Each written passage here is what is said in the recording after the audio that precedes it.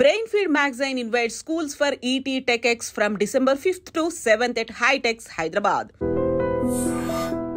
ఈ రోజు మనతో ఉన్నారు ఇమిగ్రేషన్ కన్సల్టెంట్ అలాగే మన ఫేవరెట్ అయిన హైకోర్టు అడ్వకేట్ ఆదిత్య మల్లెల గారు. సార్తో మాట్లాడదాం. Hi sir. హలో అండి. సార్, EB-5 వీసా అనేది ఒక ఇన్వెస్ట్మెంట్ పరంగా చూసినప్పుడు అక్కడ ప్రాజెక్ట్స్ రియల్ ఎస్టేట్ ఉంటుంటాయి కదా, అలాంటి వాటిలో ఇన్వెస్ట్ చేయాల్సి ఉంటుంది. మీరు ఎప్పుడు ఎక్స్ప్రెస్ చేసే ఆ లక్కీ భాస్కర్ మూవీలో కూడా ఒక బోస్టన్లో ఏదో సమ్ హోటల్లో ఇన్వెస్ట్ చేస్తారండి. ఇలాంటి ప్రాజెక్ట్స్ ఏమేమి ఉంటాయి? ఆ ప్రాజెక్ట్స్ సంబంధించిన పాలసీస్ ఇప్పుడు ట్రంప్ వచ్చాక ఏమైనా మారే ఛాన్సెస్ ఉన్నాయంటారా? సో మనం ఎలా వ్యూవర్స్కి ఇంకా మోర్ అండర్స్టాండింగ్ వచ్చేటట్టు మాట్లాడుకుందాము. బికాజ్ ఏంటంటే హాట్ గోయింగ్ మనకి లోకల్గా తెలుగు మార్కెట్కి హైదరాబాద్ మార్కెట్తో రిలేట్ చేస్తాం మనం మాట్లాడుకుంటే ఇంకా బాగా అర్థమైంది అసలు ఇన్వెస్ట్మెంట్స్ గురించి, పాలసీ చేంజెస్ గురించి ఇవన్నీ మాట్లాడుకుంటున్నాం కాబట్టి. సో EB-5 వీసా అసలు ఏంటి? EB-5 వీసా అనేది it's a weapon to settle in US as soon as possible. ఫాస్ట్గా మీకు గ్రీన్ కార్డ్ రావాలి, మీకు మీ ఎంటైర్ ఫ్యామిలీ యూఎస్ఎల్ సెటిల్ అవ్వాలి అంటే EB-5 వీసా అనేది ఆప్షన్ ఉంది. సో దీని గురించి ఇంకా డీటెయిల్గా తెలుసుకోవాలంటే మనం ప్రీవియస్ చేసిన వీడియోస్ మన వ్యూవర్స్ చూడొచ్చు, ఇంకా దాని గురించి మోర్ నాలెడ్జ్ తెచ్చుకోవచ్చు. సో EB-5 వీసా ద్వారా వెంటనే మనకి యూఎస్ఎల్ సెటిల్ అయ్యే ఆప్షన్ ఉంది కదా. సో ఈ EB-5 వీసా అనగానే మనకి ఇన్వెస్ట్మెంట్ అనేది ఇన్వాల్వ్ అయి ఉంది. ఒక 8 crores ఇన్వెస్ట్మెంట్ ఇన్వాల్వ్ అయింది. ఈ మనీ మనం యూఎస్లో ఇన్వెస్ట్ చేయాలి, ఆ మనీ వెనక్కి వస్తాం జరిగిద్ది. అలానే ఆ మనీ మనం వేరే పర్పస్కి మళ్ళీ వాడుకోవచ్చు.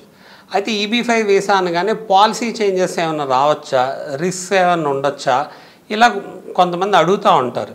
డెఫినెట్గా 8 crores ఏదైతే ఇన్వెస్ట్ చేస్తున్నామో it is going to a commercial enterprise. ఎప్పుడైతే కమర్షియల్ ఎంటర్ప్రైజ్లో ఒక బిజినెస్లోకో ఒక రియల్ ఎస్టేట్లోకి వెళ్తుంది అనుకోండి, certain amount of calculated amount of risk కొంత ఉంటుంది, which is again eliminated or mitigate చేసి అది తగ్గిస్తాం ఎలా ఉంటుంది అనేది అక్కడ ఎంటిటీస్ ఆల్రెడీ చూసుకుంటాం జరిగింది. ప్లస్ ఏంటంటే మనం కూడా దానికి లీగల్ డాక్యుమెంటేషన్ పరంగా చూసుకుంటాం పరంగా ఎలా క్లాసిఫై అవుతుంది, కొన్ని మెజర్స్ అనేది చూసుకోవాలి డెఫినెట్గా.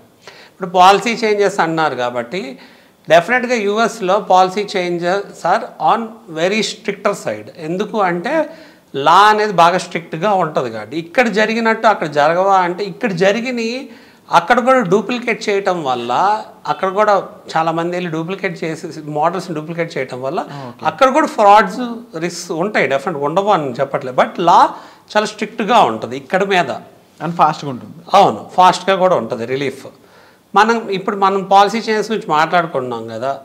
2022 నుంచి 2027 వరకు already reforms and integrity act కింద EB-5 వీసా అనేది క్లాసిఫై అయి ఉండటం జరిగింది.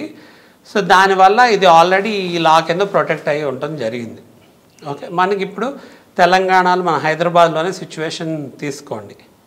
ఎప్పుడైతే అంటే మనం మైగ్రేషన్ గురించి మాట్లాడుకున్నాం కాబట్టి migration is nothing but increasing the population అనుకుందాం ఒక రకంగా. మనకి ఎప్పుడైతే తెలుగు రాష్ట్రాల్లో హైదరాబాద్ని క్యాపిటల్గా అనౌన్స్ చేయగానే ఇన్వెస్ట్మెంట్స్ అన్నీ ఇక్కడికి వచ్చినాయా, అలానే companies foreign investments different regions నుంచి డిఫరెంట్ పీపుల్ అందరూ వచ్చి హైదరాబాద్లో సెటిల్ అవ్వడం జరిగింది. దానివల్ల ఏమైంది, హైదరాబాద్ అనేది పాపులేషన్ బాగా పెరుగుకుంటూ వెళ్ళింది. సిమిలర్ వే యూఎస్లో కూడా టాలెంట్స్ ఆల్ అక్రాస్ అన్ని కంట్రీస్ నుంచి ఎంకరేజ్ చేస్తున్నారు కదా, అందరూ వెళ్ళి సెటిల్ అవుతున్నారు కదా. అక్కడ కూడా ఇదే కైండ్ ఆఫ్ కంజెషన్ అనేది ఫామ్ అవుతుంది ఎక్కువ మైగ్రేట్ అయ్యే సిచ్యువేషన్ వల్ల. హైదరాబాద్ గురించి ఎందుకు చెప్తున్నాను అంటే మనకి బాగా అర్థమైంది కాబట్టి, మన తెలుగు పీపుల్ గురించి ఎక్కువ మాట్లాడుకున్నాం కాబట్టి, హైదరాబాద్ అనేది బెంగళూరు, బాంబేతో కంపీట్ చేస్తుంది. మనకిప్పుడు స్కై స్క్రాపర్స్ పరంగానే చూసుకోండి, Hyderabad real estate skyscrapers పరంగా. So more than 150 skyscrapers already permission వచ్చింది అని అంటున్నారు. సో అంటే ఏంటంటే ఎంత పాపులేషన్, ఎంత డిమాండ్ ఉంటే అంత పర్మిషన్స్ వచ్చినాయి, అంత పర్మిషన్ ఇస్తే ఎంత ఏ రకంగా డెవలప్ అయ్యిందని అక్కడ క్లియర్ కట్గా అర్థమవుతుంది. అంటే it's competing with Bengaluru and బాంబేతో కూడా కంపీట్ అవుతుంది. సో అలానే ఎవాల్వ్ అవుతుంది. సో అలా ఎవాల్వ్ అవుతుంది అంటే రియల్ ఎస్టేట్ మార్కెట్ కూడా అలానే గ్రో అవుతుంది. సో ఒక్క స్కై స్క్రాపర్ వస్తుంది అంటే లెట్స్ సే ఒక 3,000 to 5,000 మెంబర్స్ని అకామిడేట్ చేస్తుంది అనుకుందాం. It's like A village. అంటే ఒక విలేజ్ అక్కడికి వచ్చేసింది అనుకోవచ్చు ఒక స్కై స్క్రాపర్ దగ్గరికి. అంటే అంతమంది ఆ గేటెడ్ కమ్యూనిటీలో ఉంటున్నారని, అంత పాపులేషన్ అనేది అక్కడ వచ్చింది, అంతమంది అక్కడ మైగ్రేట్ అయ్యారు, అంతమంది అక్కడ ఇన్వెస్ట్ చేస్తున్నారని.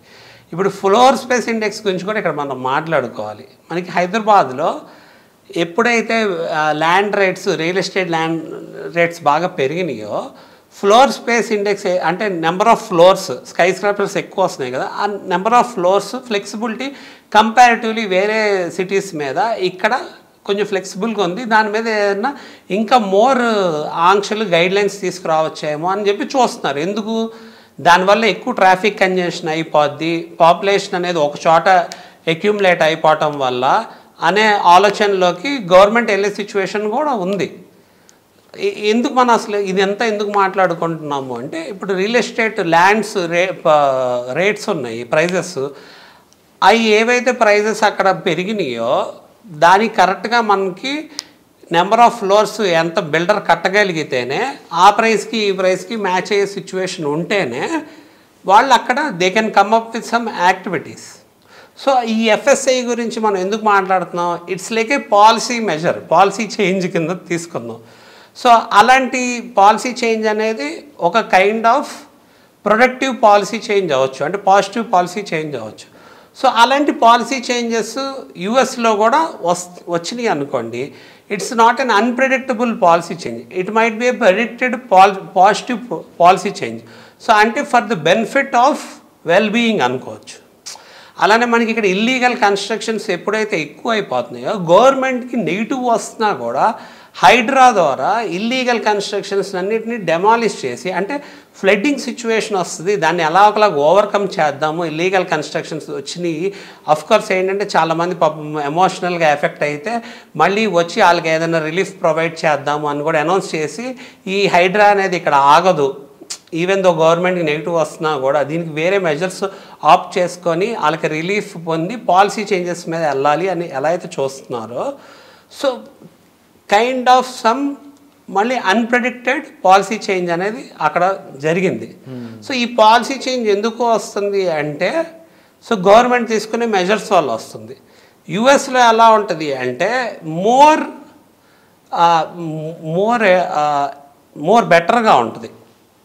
అంటే ఎలా ఉంటుంది, ఫైన్ ట్యూన్డ్గా ఉంటుంది. ఎందుకు అంటే urban planning, town planning, city planning, ఇలాంటి ప్లానింగ్ కాన్సెప్ట్స్ తీసుకున్నాం అనుకోండి, వాళ్ళకి ఆల్రెడీ అక్కడ వెల్ ఎస్టాబ్లిష్డ్ గైడ్ లైన్స్, ఆ గైడ్ లైన్స్ని మళ్ళీ స్ట్రీమ్ లైన్ చేయటం అలా ఉంటుంది. సో మనకు కూడా ఇక్కడ ఆంధ్ర తెలంగాణలో ఇప్పుడు 2050 మాస్టర్ ప్లాన్, 2047 మాస్టర్ ప్లాన్ అని చెప్పి సిటీ డెవలప్మెంట్ గురించి ఇదంతా ఇప్పుడు ఓఆర్ఆర్ వచ్చింది, తర్వాత రీజనల్ రింగ్ రోడ్ వస్తుంది, రియల్ ఎస్టేట్ బాగా గ్రో అవుతుంది. సో అలానే ఏంటంటే టెంపరీగా కొంత స్లంప్ వచ్చినా కూడా 1x 2xలో గ్రో అవ్వాల్సింది ఇంతకుముందు 5xలో గ్రో అయింది, కాబట్టి ఇప్పుడు ఏంటంటే మళ్ళీ 2xలోనే గ్రో అవుతుంది, కొంచెం స్లంప్ వచ్చిందన్న ఫీలింగ్ ఉంటుంది. సో అంటే ఈ డెవలప్మెంట్ ఎకనామిక్స్ అనేది ఎలా వేరీ అవుతున్నాయి. సో ఇక్కడ ఒక ఎంప్లాయ్మెంట్ క్రియేట్ అయింది, ఇంత ప్రోగ్రెస్ జరుగుతుంది, ఇంత డెవలప్మెంట్ జరుగుతుంది, ఈ పాలసీ మెజర్స్ తీసుకుంటున్నారు. సిమిలర్లీ ఇవన్నీ మన వ్యూవర్స్ రిలేట్ అవ్వగలగాలి. ఎప్పుడైతే EB5లో ఈ డబ్బులు తీసుకెళ్ళి అక్కడ ప్రాజెక్ట్స్లో ఇన్వెస్ట్ చేస్తున్నారో, అక్కడ కూడా ఎంప్లాయ్మెంటు, ఎకానమీ, ఈ పాలసీ మెజర్స్, పాలసీ చేంజెస్, అలానే రూల్స్ అండ్ రెగ్యులేషన్స్ ఎలా అయితే ఏంటంటే అక్కడ రీజనల్ సెంటర్ ఎంటిటీస్కి అప్రోప్రియేట్గా ఫెడరల్ గవర్నమెంట్ ఇచ్చిన లీగాలిటీస్, నెక్స్ట్ ఏంటంటే లోకల్గా కౌంటీ అండ్ డిస్ట్రిక్ట్ రెగ్యులేషన్స్, ఇలా ప్రతి చోట రూల్స్ అండ్ రెగ్యులేషన్స్ ఉంటాయి. People should always be aware of all those rules and regulations. ఎందుకు అంటే వాళ్ళు మనీ ఇన్వెస్ట్ చేస్తున్నారంటే లిటరల్గా వీళ్ళు వెళ్ళి బిజినెస్ చేయక్కర్లేదు. ఎందుకు అంటే వాళ్ళు ఒక స్లీపింగ్ పార్ట్నర్గా వాళ్ళు ఐడెంటిఫై అవుతారు.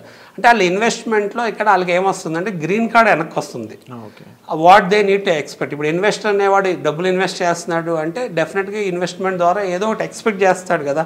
ఆ ఎక్స్పెక్టేషన్ ఏంటి అంటే ఇక్కడ గ్రీన్ కార్డు ప్లస్ వాళ్ళు డబ్బులు సెక్యూర్డ్గా ఇన్వెస్ట్ చేయడం వల్ల ఆ డబ్బులు వెనక్కి వస్తున్నాయా లేదా అనేది చూసుకుంటారు. సో అందుకే ఇన్వెస్ట్ చేసేటప్పుడు కూడా enough amount of scrutiny, due diligence చేసుకోవాలి. కొన్ని ప్రెడిక్టబుల్, అన్ప్రెడిక్టబుల్ ఫ్యాక్టర్స్ ఏమైనా వచ్చినాయి అనుకోండి, దానివల్ల కొంత డిలే ఉండొచ్చేమో. ఆ డిలే అనేది అసలు రాకుండా ఓవర్కమ్ చేయాలి అంటే అక్కడ సమ్ పాలసీ మెజర్స్ అనేది మళ్ళీ రావాలి. ఈగైనా అక్కడ ఓవరాల్ ఎన్ని ప్రాజెక్ట్స్ ఉండే ఛాన్సెస్ ఉన్నాయి సార్? అలా దానికంటూ నెంబర్ ఏమైనా ఉందా? చాలా ప్రాజెక్ట్స్ ఉంటాయి, అది మనం అలా చెప్పలేము. ఎందుకంటే చాలా నెంబర్ ఆఫ్ ఎంటిటీస్ ఉంటాయి, చాలా నెంబర్ ఆఫ్ ప్రాజెక్ట్స్ ఉంటాయి. సో ఏంటంటే ఎవ్రీ ప్రాజెక్ట్కి వీళ్ళు డెఫినెట్గా అప్రూవల్ తెచ్చుకోవాలి. ఆ అప్రూవల్ అనేది ఈ పర్టికులర్ రీజనల్ సెంటర్ కింద ఈ EB5 ఫండ్స్ రేస్ చేయడానికి క్వాలిఫై అయ్యి ఉండాలి. అలా క్వాలిఫై అయ్యి ఉండి వాళ్ళు వాళ్ళ ఫైనాన్షియల్ ఎక్స్పర్ట్ అయ్యి ఉండి వాళ్ళ కంప్లైంట్స్ ఉంటేనే వాళ్ళు ఈ మనీని రేస్ చేయడానికి వాళ్ళకి ఎలిజిబిలిటీ అనేది వస్తుంది అనమాట. సో ఓవరాల్గా దీనికి సంబంధించి ఇంకా ఎంతో వాస్ట్ సబ్జెక్ట్ కాబట్టి దీనికి సంబంధించిన డీటెయిల్స్ తెలుసుకోవాలనుకున్నట్లయితే డిస్ప్లే అవుతున్న నెంబర్స్ కాల్ చేసి మీరు అడ్వకేట్ ఆదిత్య గారి యొక్క పర్సనల్ అపాయింట్మెంట్ అనేది తీసుకోవచ్చు. Thank you so much sir. Thank you అండి.